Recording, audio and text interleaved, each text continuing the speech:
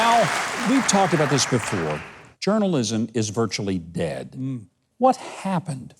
Well, a number of things, and I was privileged to work with some of the best when I was a copy boy starting out in the business at NBC News in Washington with David Brinkley and Chet Huntley and Frank McGee, and all of these guys are on my wall. I had them sign their pictures, and they're on my wall in the office, and they came out of print and wire service journalism, were real writers, and put their craft before their policies. I didn't know what their politics were. They never talked about them.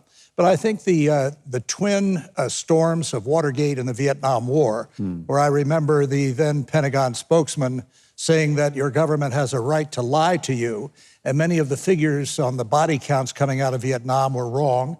And then some of Richard Nixon's shenanigans and the tapes, of course. Remember, Billy Graham said he was shocked at some of the language that Nixon used.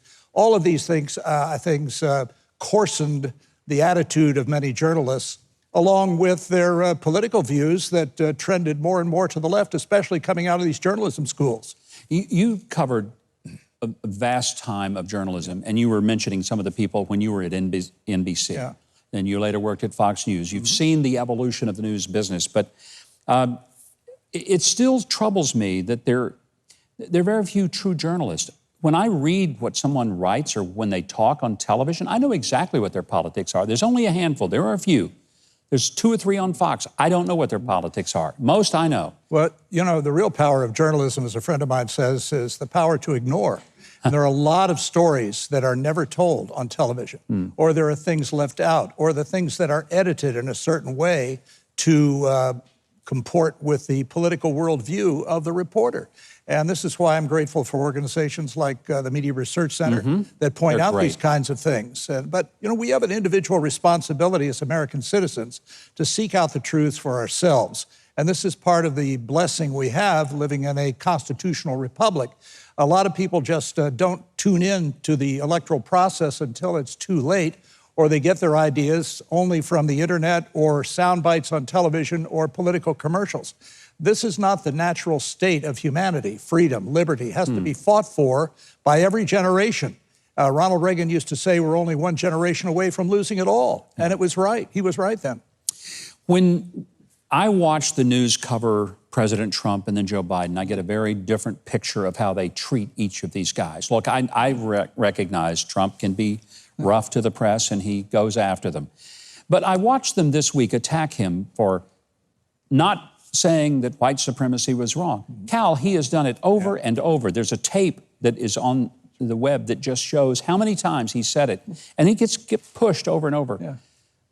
How do journalists get away with the level of bias that we see? And that's a specific example I'm speaking of. Well, it's more than bias. It's propaganda now. We move from bias to propaganda. They're really tools of the Democratic National Committee. That's why they call MSNBC MSDNC very often. I think it's really shameful. They have no accountability to anybody except their readers and viewers. And those numbers are declining and have been in decline for some time. The trust in the media now is roughly around the level of Congress, which is really saying that's something. Pretty bad. That's pretty bad, yeah. That's devilish. If you had been moderating the debate this week, tell me what you would have done differently than we saw Chris Wallace do. Well, I think since Joe Biden had been in the basement for so long and not available to reporters, I would have, and I wrote a column on this, on questions I would have had for Joe Biden. One of the things was, look, you were against federal funding for abortion for many years. Now you've flipped.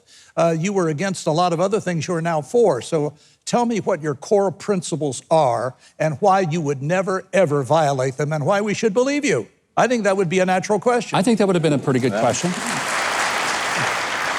When you think about the debates, the debate commission now says they may change the rules because of what happened the other night. Is this a time to be changing the rules in the middle of the game? No, but I saw the background of the members of the debate commission, and every single one of them is either an anti-Trumper, like Frank Fahrenkopf, former chairman of the Republican National Committee, or a Democrat and contributor to Barack Obama or Hillary Clinton's campaign.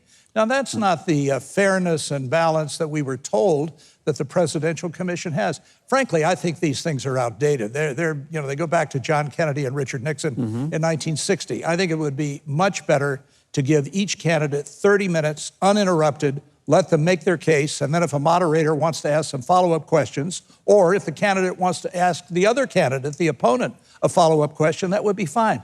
I think we need to reform the way we elect presidents. This spending billions of dollars, running around the country, all these television ads, we don't need it. Just tell me what you believe and why you believe it, and let me make up my mind who to vote for. I can't agree with you more, and obviously the audience concurs. We've only got about 30 seconds left, so I'm going to throw this one at you with a quick response if I can. Yeah. Do you see anything changing in the future of journalism? Will we get back to the days when the Cal Thomases of the world, and I'm not being facetious, and I'm not trying to just butter you up, but the truth is, you understood what real journalism was, and you and other people of that time practiced it. Will we ever see it again? Probably not, unless you clone me. We'll see what we can do. I like that idea. Thank you very much. Yeah.